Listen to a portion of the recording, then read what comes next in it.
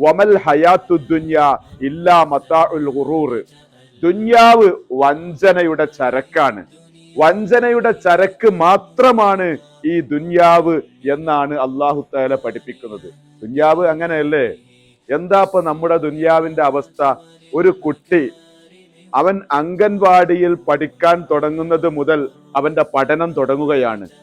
നീണ്ട 25 കൊല്ലം ഓൻ പഠിക്കുകയാണ്.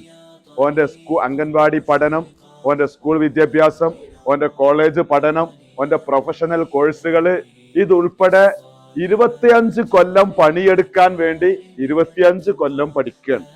25 വയസ്സ് വരെ പഠിക്കുകയാണ്. എത്ര കൊല്ലം പണിയെടുക്കാൻ? 25 കൊല്ലം. പിന്നെ റിട്ടയർഡായി. അപ്പൊ 25 കൊല്ലം പണിയെടുക്കാൻ വേണ്ടി 25 കൊല്ലം ഒരാള് പഠിക്കുകയാണ്. ദുന്യാവിന്റെ അവസ്ഥയാണ്. എന്നിട്ട് പിന്നെ നമ്മളെല്ലാരും പോകേണ്ടത് ഈ പള്ളിപ്പറമ്പിലേക്ക്. 1000 വർഷം ജീവിച്ച മഹാനായ നൂഹ് നബി അലൈഹിസ്സലാത്തു വസ്സലാം. ഈ നൂഹ് നബി അലൈഹിസ്സലാത്തു വസ്സലാമിന്റെ ജീവിതത്തിന്റെ അവസാന ഭാഗം ജിബ്രീൽ അലൈഹിസ്സലാത്തു വസ്സലാം നൂഹ് നബിയുടെ അടുത്ത് വന്ന്. നോക്കണേ നിങ്ങൾ, 1000 വർഷം ലൈഫ് കിട്ടിയ ആളാ. ഈ നൂഹ് നബിയോട് ചോദിക്കുകയാണ് ജിബ്രീൽ അലൈഹിസ്സലാത്തു വസ്സലാം, കൈഫ വജത്ത ദുന്യ, നിങ്ങൾ ഇത്ര കാലം ജീവിച്ചിട്ട് നിങ്ങൾക്ക് ദുന്യാവ് എങ്ങനെ ഫീൽ ചെയ്തത്? അപ്പൊ നൂഹ് നബി അലൈഹിസ്സലാത്തു വസ്സലാം വഫാത്തിന്റെ തൊട്ടു മുമ്പ് പറയാണ്, കബാബിൻ ലഹാ ദാറാനി ദഖൽതു മിൻ അഹദിഹിമ വഖറജ്തു മിനൽ ആഖർ.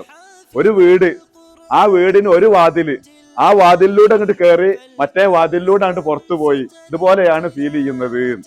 1000 വർഷം ജീവിച്ച നൂഹ് നബി അലൈഹിസ്സലാത്തു വസ്സലാമിന്റെ ജീവിതാവസാന കാലഘട്ടം ഈ ദുന്യാവ് എങ്ങനെയാണ് ഫീൽ ചെയ്തത് എന്ന് ചോദിച്ചപ്പോ, ഒരു വീടിന്റെ ഒരു വാതിലിലൂടെ ഇങ്ങോട്ട് കയറിയിട്ട് മറ്റേ വാതിലിലൂടെ പുറത്തിറങ്ങിയ ആ ഒരു അവസ്ഥയാണ് എനിക്ക് തോന്നിയത് എന്ന്. കാലഘട്ടം എത്ര പെട്ടെന്നാണ് മുന്നോട്ട് പോകുന്നത്.